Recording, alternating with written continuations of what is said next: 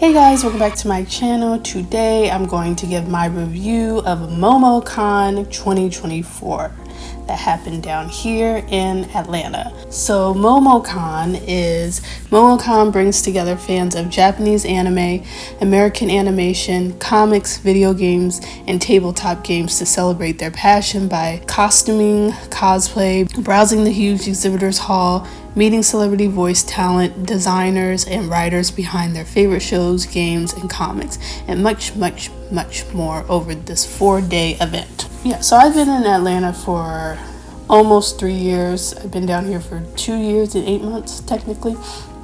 And so I think I heard of MomoCon last year, but I didn't go. So this was my first time going to the 2024 one. And so I just wanted to give my experience, my review of what happened. I'm also going to show you the pictures that I took. I think I posted 2 shorts from the event. One has, the different things that were going on during the event, or the 2 days that I went, and then the other one has the pictures that I took. So they're also on my Instagram. If you want to follow me on Instagram, here it is. Also, I'm in a different apartment. I moved, so that's why you see all these boxes. I had to turn this one around because I do not have a sponsorship from this brand. But this is actually my 4th move since moving here. 4th move in 2.5 years. That's crazy, but that's Atlanta and that's me. So for me, I work in PR. Oh, fuck me. I work in PR, and our firm was actually invited, but really our clients were invited. They wanted our clients to come, or this specific person wanted our clients to come to the convention, but I was the only one who was interested. It was me and like 2 other people that I work with, but I was the only one who showed up. So I was really excited. I knew that I'm a photographer, so I knew that I was going to be taking pictures, but I also just wanted to enjoy the convention as well. Before this, I had only been to 1 convention. If you're from the Maryland area and you're into this stuff, you may remember FanCon, and that's a whole nother story. Just look up FanCon Baltimore, you'll get the whole backstory of all that BS. But that convention didn't go through, and they basically canceled it like a week before it was supposed to happen. And some of the people who were invited, or different organizations like Nerds of Color and things like that, they put together a convention at the last minute so that all the vendors and people who were going to be there still had somewhere to go. So it ended up, I don't know if I'm pronouncing it right, it was called Comic-Con. I don't know, it was whatever the street it was on. It was named after that. So that was the first one I went to, and that was in 2018, I think. And so that was my first taste of it. I took pictures as well. And so I hadn't been to one since then. So 6 years. I just thought I would just go Sunday, but I ended up going Sunday and Monday. So it was Friday, Saturday, Sunday, and Monday. Monday was Memorial Day. So yeah, it was at the Georgia World Conference Center, which is huge. Yeah, I was able to park in the front because I got VIP pass. So I was right in the front. Yeah, I mean, it was huge. It's a huge space. I want to say there was at least maybe 4 floors. There was just like the main area, and then, I mean, it was huge. There's the main area that had the vendors and everything and some food, and then there was this part to the side that had a lot of the gaming. They had like virtual reality. They had a section for virtual reality. They had a section for gaming on like the PC gaming that was huge. It was huge. You just had to stand in line and they would take you to a computer. They also had arcade games. And then so you go up the escalator to the next floor, and yeah, after that there's like 3 other floors for the most part. But yeah, they had a bunch of things. I'm sure I missed a lot, but some of the things that I did see, there were like rooms that had screenings for different anime shows or movies. Like I said, there was gaming in different areas there. were autographs in that first space on the first floor. There were different people giving autographs. I did see, because I didn't know anybody who was there except for the woman who played the yellow Power Ranger back in the day, the black woman who played. And I thought that was so cool. And I told her, I was like, you're the reason why my favorite color is yellow. Like, when I was a kid, I liked the Yellow Ranger.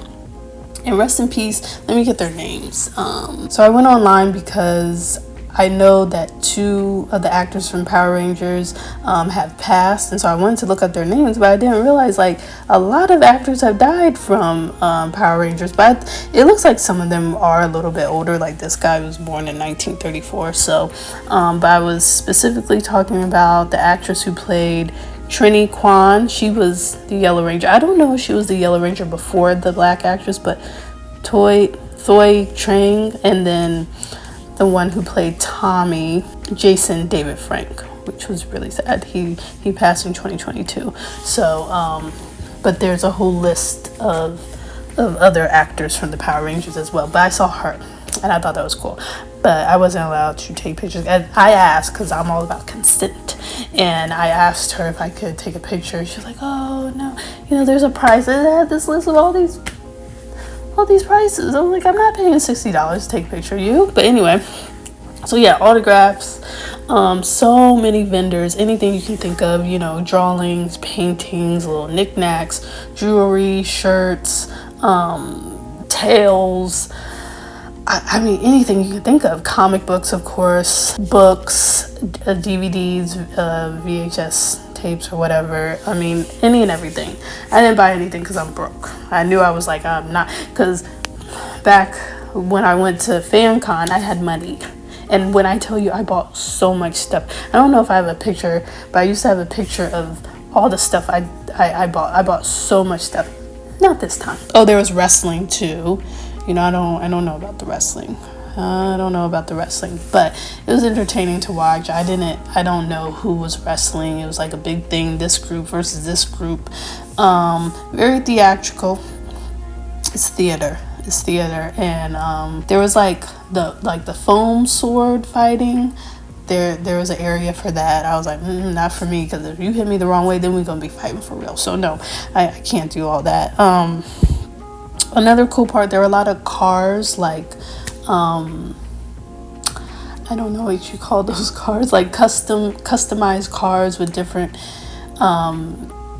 animation and anime on the cars. They look really cool, and I'm not even like a big car girl, but the best thing was this customized van from the Animal Crossing world. It was customized in that type of way, and it had Tom's raggedy ass inside, but it was a beautiful, like the guy, he had a little booth and he was playing like Animal Crossing music, and somebody had asked him, about the van or whatever. He was just like, yeah, I customized the whole thing. I put the whole thing together. He did say whatever was on the top, he had to actually get it shipped from Japan. And he said he also recorded, like, I think the little dog's name is KK in them.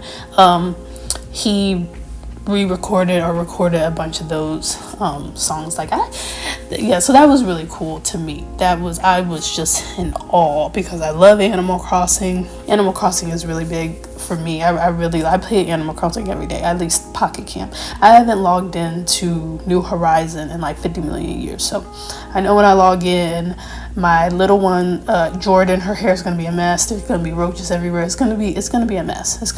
So but that was probably one of my favorite things I saw, was the Animal Crossing van. So next are the cosplayers. A lot of people were dressed up.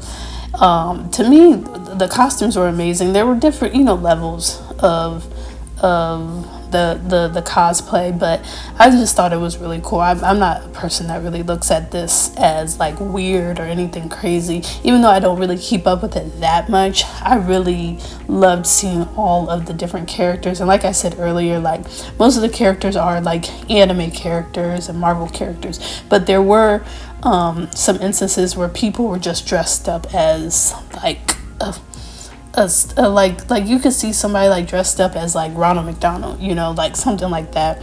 There's just different fandoms, you know, even just, you know, like Disney characters and Cartoon Network characters. Like I took a picture of two people who were dressed up as the characters from Puffy Ami Yumi.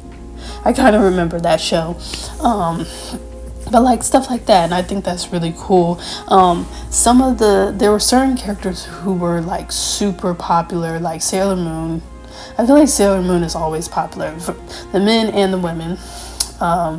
Spider-Man, there were a lot of Spider-Mans. There were a lot of, and this was a show that I did watch but I didn't finish, Durarara, Celty from Dora. I saw that everywhere, and it looked good. Like the first person I saw, they just had the helmet, but the second person I saw, they had the helmet and the whole outfit and the sword. It was just amazing to me. And yeah, and so everybody was really nice because I take pictures and I always ask if I can take pictures, and I did video as well, and everybody was, for the most part, were very cooperative and cool to take pictures of. I mean, I think at this point a lot of them are very used to taking pictures, and for the most part I got everybody's Instagram. Some of my favorite outfits I saw, like I said, the second Celty that I saw, I really liked. I don't be knowing the names. One of the girls, she had a really big sword. She almost knocked somebody out with it. And so hers was, I just loved seeing the huge swords. That's what she said. The huge swords. Oh, I did see Sora. I did see Sora from Kingdom Hearts. That's another one of my fandoms. Yeah, so there were all types of cosplayers. I thought that was really cool. And like I said, most of the people I went up to, like 99% of the people were nice and receptive or whatever. And so for me, I don't know if I necessarily show it on my page that much, but representing Black people is very important for me, and supporting Black people. And so and specifically Black queer people and Black women. And so when I'm taking pictures, that's always like a priority to me. And so at the end of the day, I took pictures of all types of people, and that, you know, when it comes to a lot of these conventions, like it's a space. A lot of times there's all types of races, different ethnicities, different sexualities and gender identities, and that's really cool to me.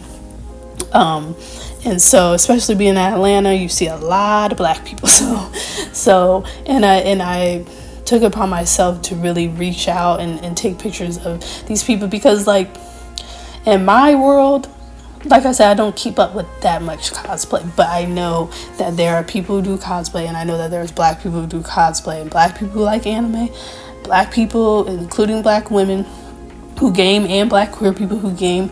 And so I may be used to that, but there's a lot of people who aren't. And not that it's about changing their minds, but I do like to showcase that. And I even had somebody who was like they were a little surprised seeing the type of people who were dressed up, you know, that, and not that these are the only people that matter, but it was like some hunky guys, you know, some Black men that maybe you wouldn't have thought watched anime or dressed up. And you know, I also was cognizant of that, and I need to be a little more cognizant of it in the future, of getting all types of body types and gender identities. And you know, I got a lot of women, of course, but you know, you know, as far as disabled people as well, even though I didn't see a lot of like obviously disabilities come in a range, but if we're talking about like being in a wheelchair, like I didn't see that many people dressed up in wheelchairs.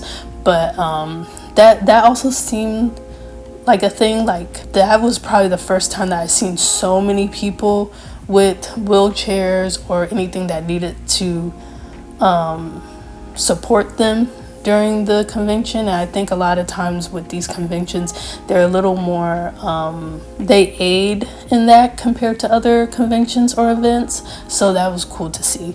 But then again, I'm also not disabled, so I don't know exactly how it was for people who were disabled. But yeah, that was real important to me to showcase that. And especially going up to people who I felt like, you know, when I'm like, hey, I want to take a picture of you, some of them felt like there was like they were surprised that I wanted to take a picture of them. So you know, that's really important, because it's like, you know, as marginalized people of any background, you know, a lot of times we're left out of these conversations, and even the very games and anime that we watch and the movies that we watch. So it's like we're a part of this as well, and we, you know, obviously need to be acknowledged. And so I would like to, and even in the world of photography and filmmaking, some of these people get ignored. So I always not go out of my way, but always make sure to photograph